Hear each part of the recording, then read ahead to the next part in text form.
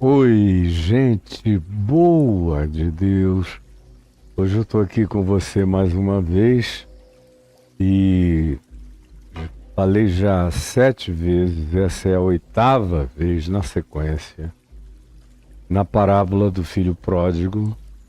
Cada vez que eu falo, eu rememoro a vocês o contexto de Lucas 15 e relembro que nós estamos de fato naquela sequência de Mateus, já no capítulo 20, e que eu pedi o consentimento a vocês para abrir um parênteses e trazer essas parábolas que aparecem só em Lucas 15, porque eu creio que elas são fundamentais. Outra vez me repetindo aqui, parábola da ovelha perdida, da dracma perdida, dos 2 filhos perdidos e do pai amoroso, do administrador infiel, a parábola do juiz iníquo, a parábola do fariseu e do publicano, e mais adiante nós vamos ler também, vamos ver a parábola do rico e do Lázaro, que está bem aqui no capítulo 16, verso 19.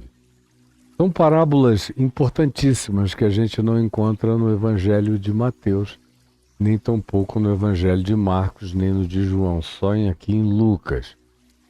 E eu disse e repito meu Deus, quantas vezes a mesma repetição, do contexto. E Jesus contou essas histórias por causa da murmuração dos religiosos, dos fariseus e dos seus acadêmicos, que lhes davam garantias de que eles tinham a doutrina certa e que até Jesus tinha que se submeter aos usos, aos costumes, aos modos, às formas, aos estereótipos, aos conteúdos doutrinários desenvolvidos pelos seus rabinos e, sobretudo, ao legalismo que eles praticavam e ao espírito de apartheid, de separação, em relação ao qual eles viviam como se carregassem um fosso ambulante, cheio de crocodilos, impedindo os diferentes de se aproximarem deles. E cheios de juízo, estão com raiva até de Deus, e ame os pecadores, como eles ficaram com raiva de Jesus. E Jesus disse, eles me odeiam a mim porque odeiam a meu Pai. Porque se eles amassem ao meu Pai, eles me amariam. De modo que quando Jesus entra em cena e manifesta sinais inequívocos, expressões completamente verificáveis do que poderia ser em toda a extensão da percepção e da cognição, do bom senso e da sabedoria humana espalhada por todas as criaturas lúcidas desse planeta, você chegaria à mesma síntese de que Deus é a cara de Jesus. É Pai de amor, de compaixão, de misericórdia, de verdade, de justiça. Ama as mesmas coisas que Jesus ama e vive e encarna. Por isso Jesus diz, eu e o Pai somos um, e quem me vê a mim vê o Pai. E Jesus diz isso a eles, olha, vocês estão com raiva de mim porque eu sou amigo de pecadores, recebo a eles e como com eles e me divirto com eles.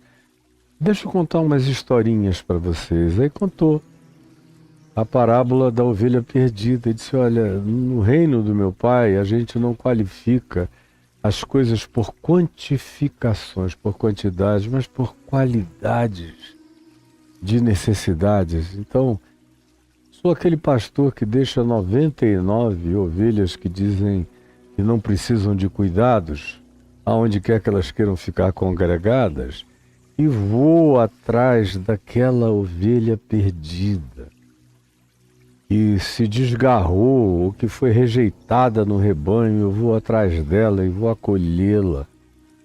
e ela vai conhecer meu cheiro e minha voz, e haverá alegria no meu coração, a mesma alegria que existe nos céus, diante do meu Pai e de todos os anjos multidimensionais, por um pecador que cai em si, que ganha consciência, que volta para o significado da vida.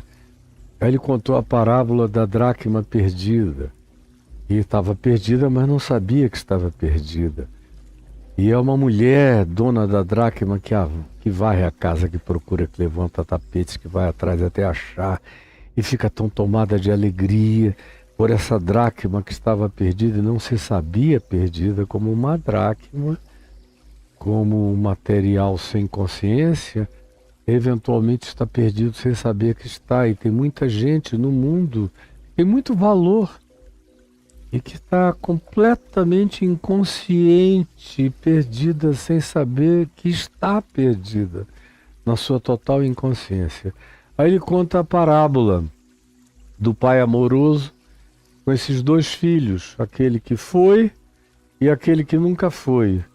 O que foi voltou lúcido, consciente, caindo em si mesmo. Eu falei 7 vezes nessa sequência. E o filho que não foi, que nunca saiu de casa, foi o que ficou mais distante do pai do que aquele que desejou o pai morto, que pediu antecipação de herança, que existiu como se não houvesse amanhã, nem houvesse passado, nem houvesse pai, nem houvesse consciência, nem houvesse coisa alguma, até que se arrebentou todo e caiu em si. E eu narrei esse processo do cair em si, de Deus falando nas circunstâncias, do que aconteceu na mente do rapaz, da imaginação profética da graça, da decisão sobre o fato de que no amor de Deus havia acolhimento nessa volta, e no cansaço dele no retorno, e como o pai vai ao encontro e abraça-o sem batizá-lo, sem lavá-lo, sem purificá-lo, e o veste, e o alivia, e o calça, e prepara a festa.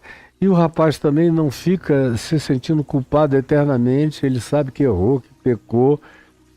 O pai não deixou ele terminar a confissão de pecados dele, interrompeu e disse: chega, você já sabe disso, eu sei disso, para que a gente vai ficar repetindo isso?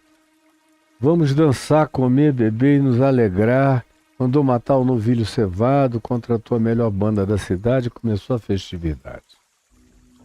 E aí o filho mais velho, que nunca tinha ido a lugar nenhum, zangado, porque não fora para nenhum distanciamento geográfico, nunca deixou de estar na casa do pai, na vizinhança do pai, de ver o pai uma vez por dia de manhã, eventualmente à noite também, mas distante, sem diálogo, dono de tudo, rico, e não aproveitava nada, e fica com ódio quando o irmão mais novo volta e o pai o recebe. E o recebe desse modo. Ele fica cheio de ódio do pai. Ódio do irmão, mas ódio maior ainda daquele que perdoa, que celebra a recuperação com vida daquele que todos davam como perdido. E o pai vai ao encontro desse filho mais velho e usa de adversativas de misericórdia para tentar mudar a mente dele, assim como ele tinha usado de adversativas de inclusão, de graça, com o filho mais novo, quando diz no verso 22, o pai, porém, disse aos servos: trazei depressa a melhor roupa, isto, aquilo, tudo que vocês já ouviram de mim. Aqui também o pai, porém, procurava conciliar esse filho mais velho. Deixa disso, para com isso. E esse cara reclamando como esses fariseus e seus escribas e seus mestres reducionistas, reclamando: nunca tu me deste um cabritinho para eu me alegrar com os meus amigos. O pai disse: para com isso, eu te dei tudo. Eu só estou usufruindo ainda a minha casa, esperando a morte. Mas eu dei 2/3 de tudo que eu tinha para você e 1/3 para o seu irmão, que voltou agora sem nada. Mas graças a Deus com vida. E como é que você fica comparando o que você tem com o que o seu irmão recebeu e com o que ele já não tem? E você está aí, podendo usufruir o que queira. E ele, não, esse aí não é meu irmão. Não é meu irmão. Ele é só teu filho. Não tenho nada a ver com ele. E o pai diz, não faça isso. Porque se você não reconhece o meu filho como seu irmão, você não me reconhece indiretamente como seu pai, que chamo aquele que você diz que não é seu irmão de meu filho, e o agasalho, e o abraço, e você o rejeita e o repudia, você está se excluindo de toda a graça, amor e misericórdia. Não faça isso contra você mesmo. Acolha todos os que eu acolho, do contrário, você se exclui do meu amor. Afinal, meu filho, e é sobre isso que eu quero continuar falando hoje, tudo o que é meu é teu. Tudo que é meu é teu. Entretanto, era preciso, é uma necessidade universal, a manifestação de amor, de perdão, de solidariedade, de acolhimento, de aceitação, de silêncio em relação à idiotice praticada. Quando o idiota caiu em si, por que repetir? Por que jogar na cara? Por que exilar? Por que deixar numa ilha deserta, numa punição de tempos e anos, até que a gente diga, tá bom, já padeceu o suficiente, volta. Não. No Pai de Jesus, a cura é imediata. Correspondentemente ao arrependimento, à metanoia, à mudança sincera de mente, de atitude, ao cair em si, existe esse acolhimento do Pai. Interrompe orações de confissão desnecessária, porque o perdão dele já estava antecipado desde quando o garoto não tinha ainda saído de casa, já foi embora perdoado na sua idiotice. Quanto mais agora, quando caiu em si. E o pai quer ensinar isso, não só ao filho que aprendeu rápido, na volta. Mas o mais difícil são esses que nunca foram. São esses que nunca se desviaram.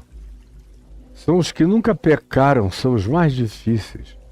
Os que nunca pecaram pecados explícitos, pecados exteriores, pecados verificáveis, pecados reportáveis, pecados narráveis, pecados historiáveis, pecados factualizados.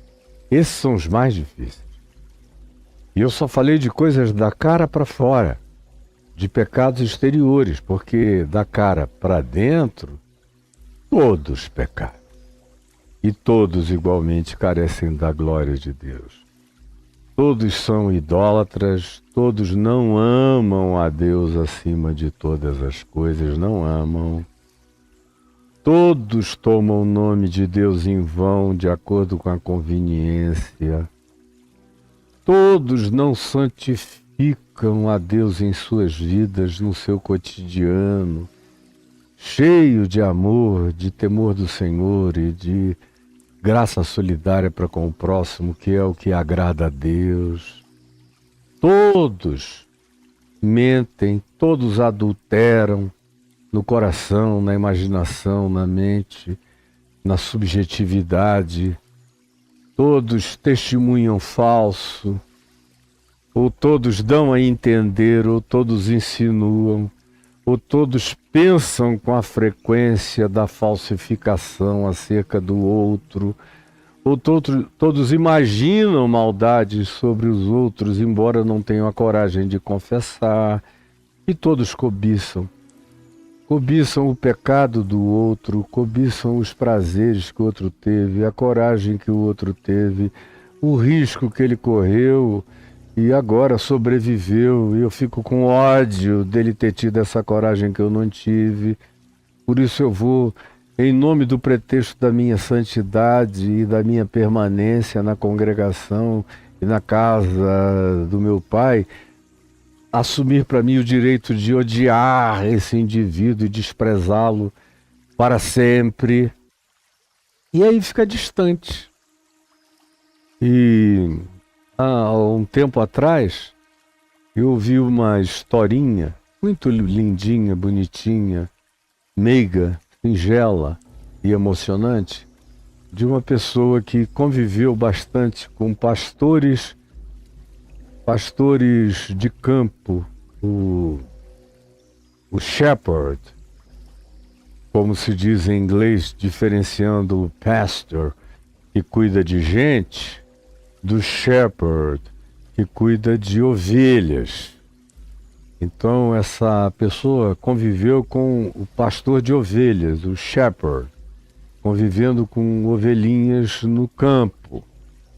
E ela observou uma coisa muito rica e preciosa nessa relação. E tem tudo a ver com o que Jesus diz em João, no capítulo 10.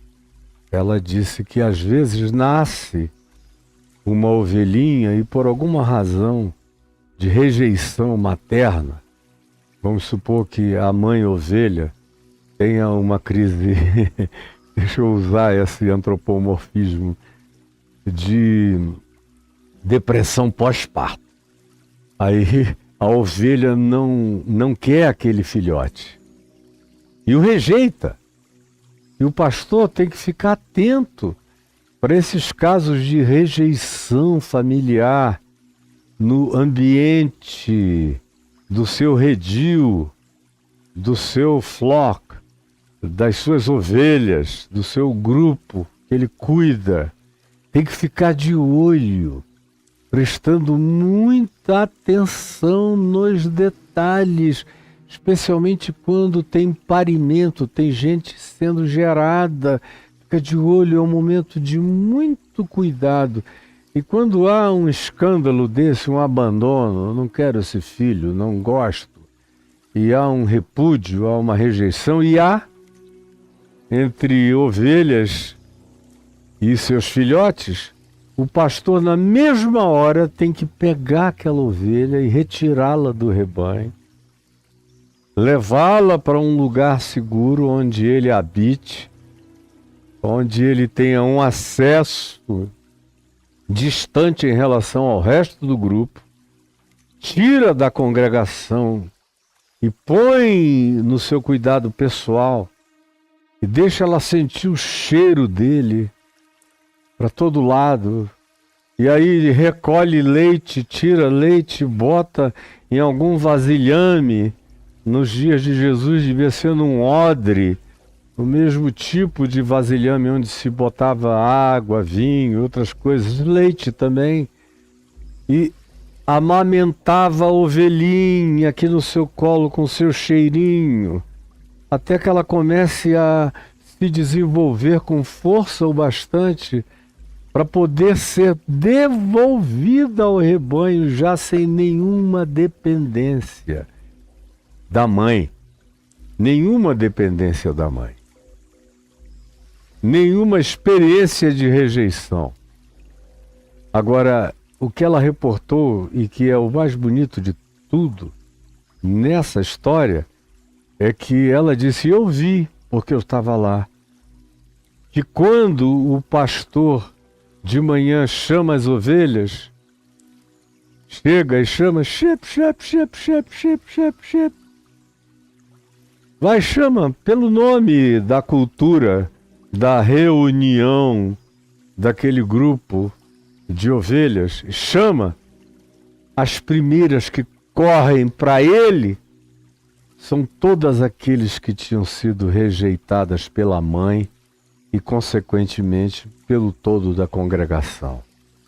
Porque não havendo uma mãe para acolher, o que a congregação vai fazer com aquele ente rejeitado por quem devia amá-lo? São os primeiros que correm para o pastor. Como Jesus disse, as minhas ovelhas, as minhas, essas que eu particularmente cuidei, filhas da rejeição, do abandono, do desprezo, das atitudes de não identificação, dizendo eu não te reconheço, você não é da minha família, você não saiu de mim, você não faz parte de mim, você não tem nada a ver comigo, eu não tenho nada a ver contigo. E aí o pastor diz, não, ela tem tudo a ver comigo, é minha ovelha, é minha dracma, é meu filho, é meu. E eu não o desconheço, não o rejeito, não o abandono, jamais, sob hipótese alguma. Nenhum deles se perderá, eu conheço e os chamo pelos nomes, e eles me conhecem a mim, reconhecem a minha voz. Por isso, de modo algum, seguirão a voz dos estranhos, porque eles foram criados não naquela congregação da impessoalidade, mas porque foram rejeitados por esse grupo, foram criados no cheiro do meu hálito, da minha pessoalidade, da minha intimidade. Por isso são os mais próximos, são os mais confiantes no meu amor e são os primeiros que ouvem de longe a minha voz e correm para mim. Essa história da vida real, da existência pecuária, da criação de ovelhas, ilustra exatamente tudo o que Jesus é, e o Evangelho mostra que no caso específico do trato de Jesus com as pessoas humanas, foram essas ovelhas rejeitadas, essas ovelhas perdidas, esses filhos que saíram por razões diferentes e diversas. No caso aqui do pródigo, não foi rejeição do pai jamais, mas foi rejeição dele pelo pai. Foram suas crises pessoais e existenciais que o levaram para longe, como ele quis ir no exercício do seu livre-arbítrio. Mas agora, a primeira coisa que o pai faz quando ele volta é abraçá-lo, é chamá-lo para sentir seu cheiro. Ele está podre, esse garoto, de cheiro de porcos e de babugem, e de falta de banho, sabe Deus por quanto tempo. Mas o pai vai e abraça, enfia o nariz dele no seu cabelo, no seu pescoço, na sua barba, deixa ele sentir a imutabilidade do aconchego do seu amor, e aí o veste, o faz sentir o cheiro das roupas do seu armário, do seu quarto, do lugar que ele abandonou como família, como a casa do pai, o cheiro do que o pai preservou para ele, e o veste com essa roupa boa, e o afirma, e o valida, e põe anel no dedo, sandália nos pés, e o introduz no cenário social das amizades perplexas, que são agora outra vez convidadas para voltarem e se alegrarem com o pai. É a mesma emoção passada na história do pastor com as ovelhas rejeitadas e no carinho dele quando pega e as separa dessa congregação, para que elas não tenham traumas congregacionais e provem o amor desse que não rejeita e que diz: se teu pai e a tua mãe te abandonarem, eu todavia te acolherei, porque eu carrego o teu nome gravado na palma das minhas mãos. E é esse que diz para esse filho mais velho, que não teve essa experiência do amor de Deus. Ele não saiu da congregação, mas ele se manteve tão formal. tão distante, tão doutrinário, tão catequético, tão moral, tão cheio de usos e costumes, tão exterior, tão para fora, tão das ordens cumpridas e não das alegrias do trabalho e da produção feliz e da frutuação natural. Tudo nele era uma obrigação em relação a Deus, em relação a trabalho. A ação missionária dele era por causa do céu, do inferno, ou do galardão, ou do prêmio, ou seja lá do que seja, mas espontaneidade, amor puro e simples. Mesmo que não houvesse céu, não houvesse inferno, eu vou anunciar essa graça de Jesus para ela, porque não existe nada melhor do que viver com essa segurança de ser amado. O inferno não é tema de nada, nem o céu tampouco. O tema é que Cristo em vós é a esperança da glória. Cristo em vós é Deus em vós, é o Pai em vós. É a Shekinah, é a densidade da presença de Deus habitando você. É o Espírito de Cristo em você. É o cheiro de Deus em você, é a intimidade de Deus, é o hálito de Deus. É para isso que a gente é chamado, é para esse usufruto. Meu filho, tudo que é meu é teu. Tudo que é meu é teu. Entretanto, era preciso, para nós sermos minimamente uma família saudável, sadia. Eu não tenho como me reprimir no meu amor. Eu não tenho, em relação a nenhum filho meu. E não é porque eles são ótimos, fáceis. Eu já tive um filho maravilhoso, que eu amei como a minha própria alma, e que durante uns 5 anos me deu muito trabalho, graças a Deus, nem de longe o trabalho que eu pessoalmente dei aos meus pais.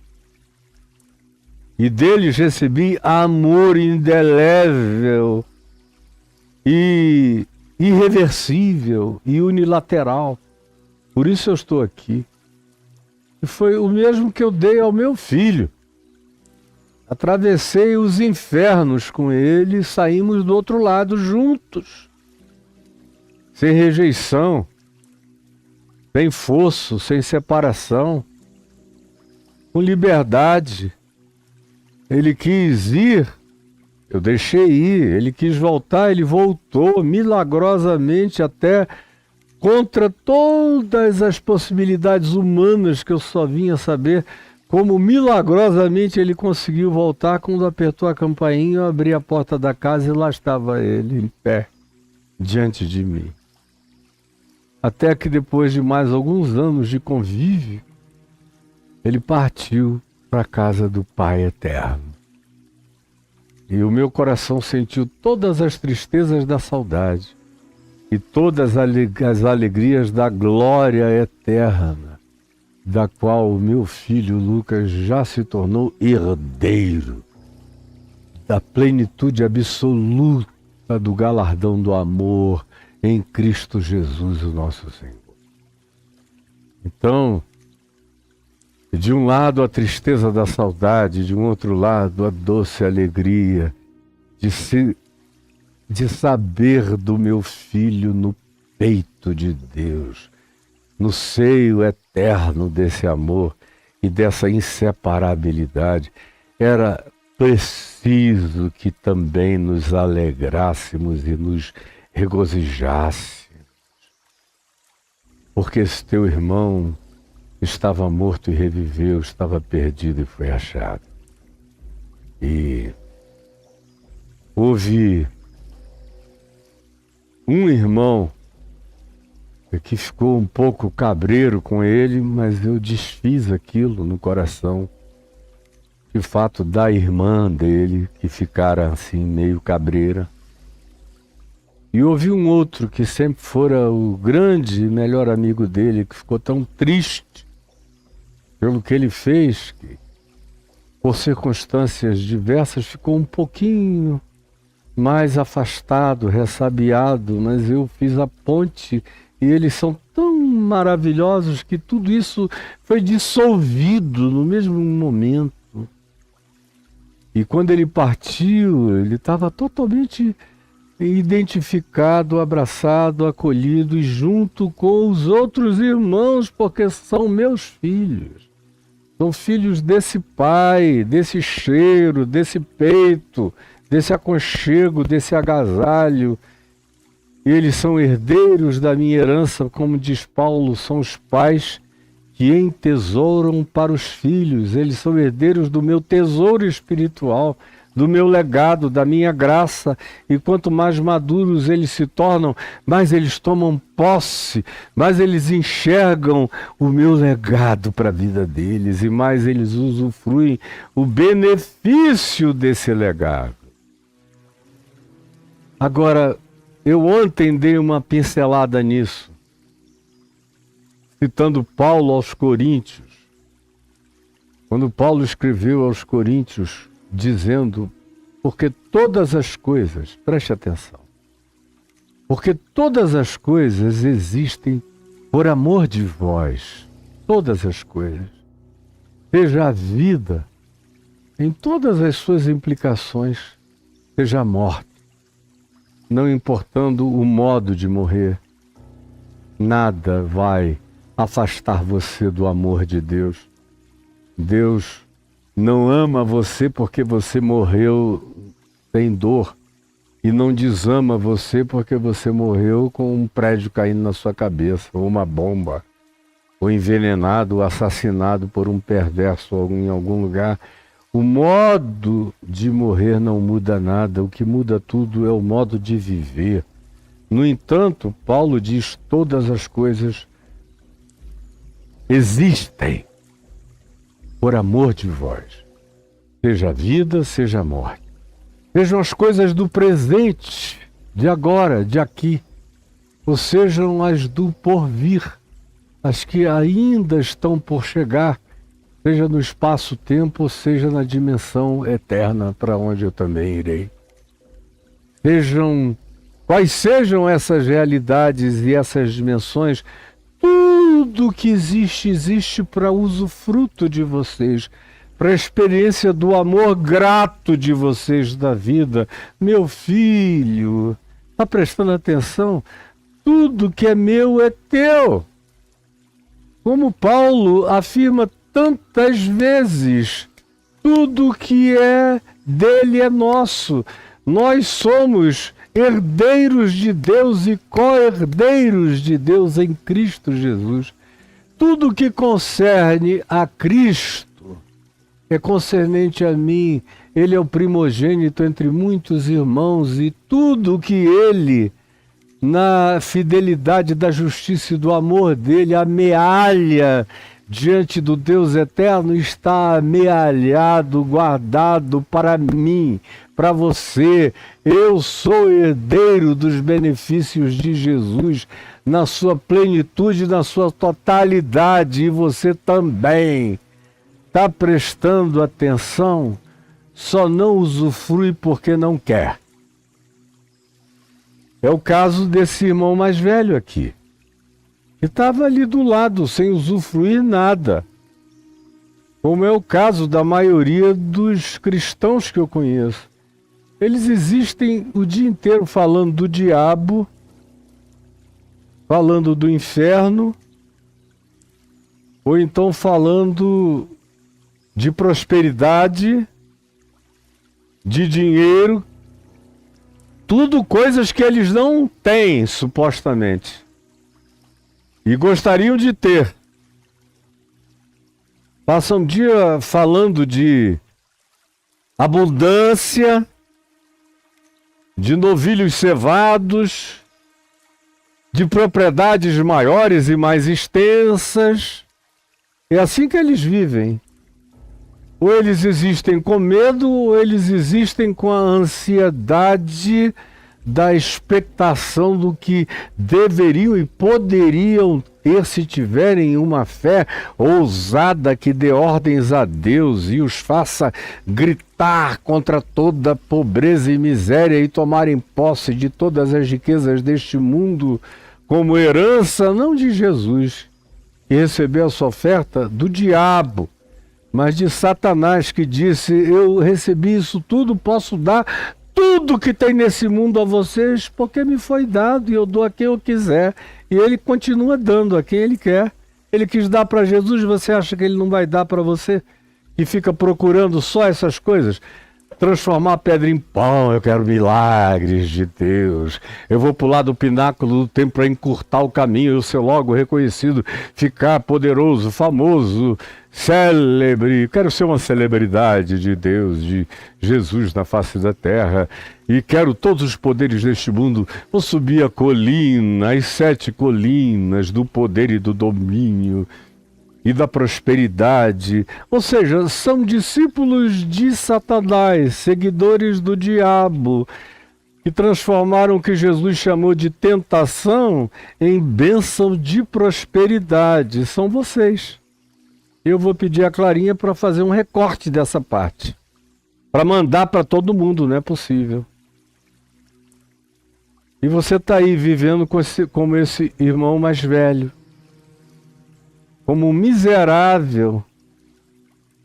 Eu fico olhando até esses que são donos de mega churches, mega igrejas, são os donos do negócio, dos shows. Ficam celebrando, a Globo nos chamou para que a gente faça show musical com eles. A Globo só está interessada em grana, cara.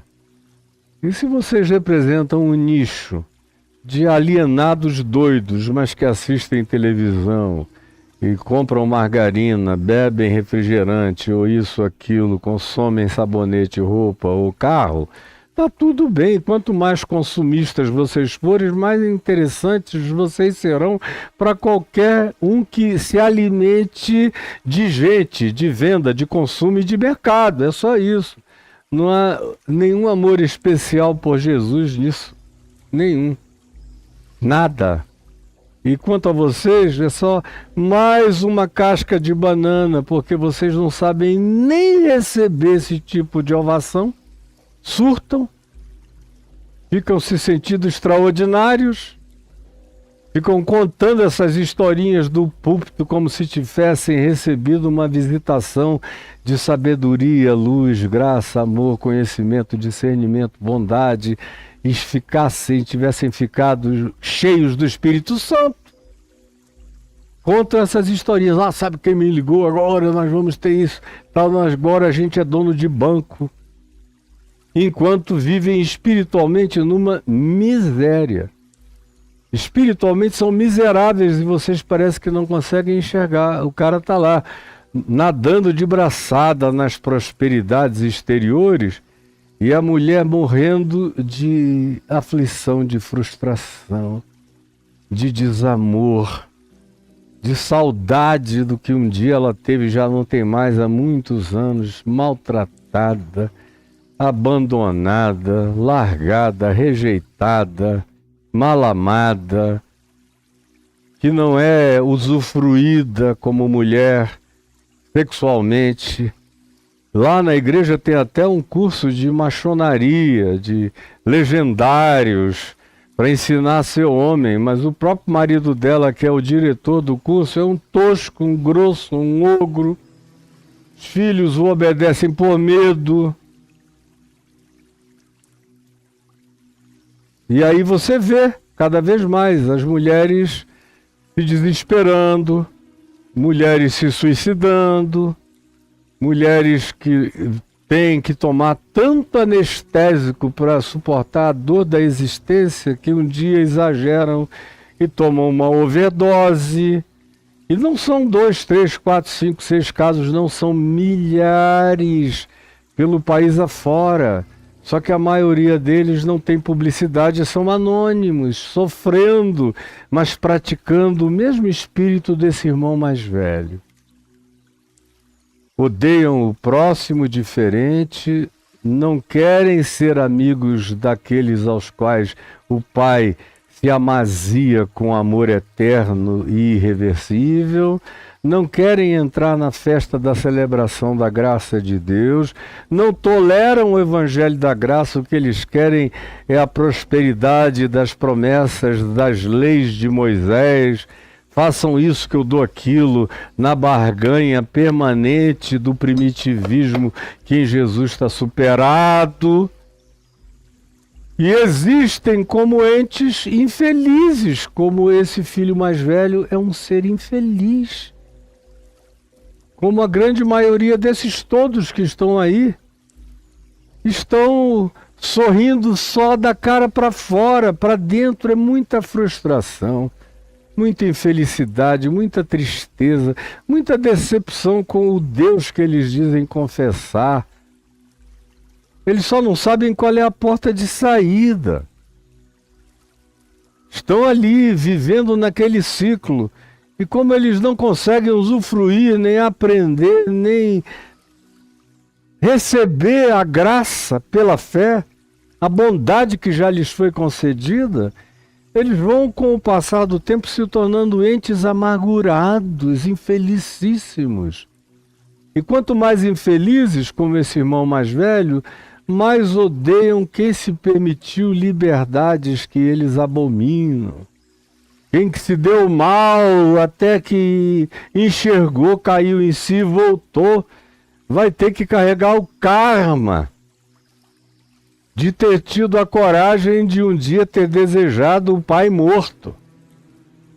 Não há mais perdão para esses.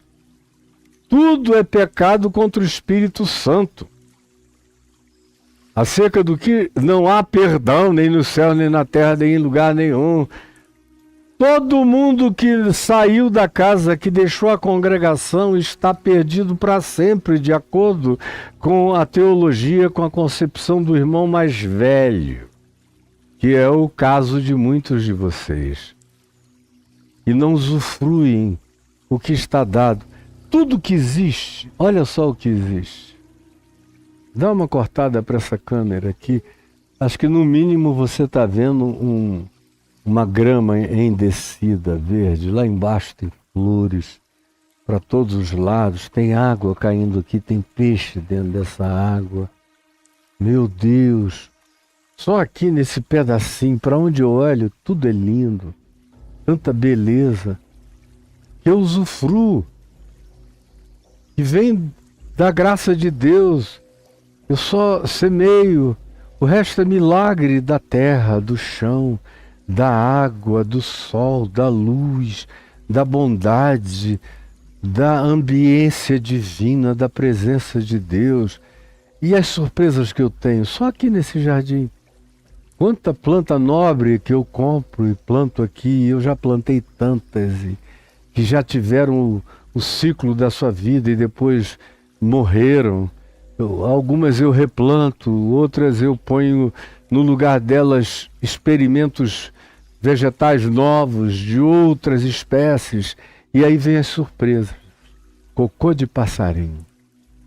Como tem muito passarinho aqui, e arara, e anum, e bem-te-vi, e sabiá-laranjeiras, e sabiás, e todo tipo de pássaros menores, e colibris, e beija-flores, e borboletas, e tudo. Tem uma fertilidade enorme acontecendo de dia e de noite aqui. Aí de vez em quando eu olho e eu vejo uma flor nova brotando, digo, não toca aqui, vamos preservar isso aqui. Foi o senhor que plantou? Eu digo, não, foi cocô de passarinho. Olha que coisa mais linda.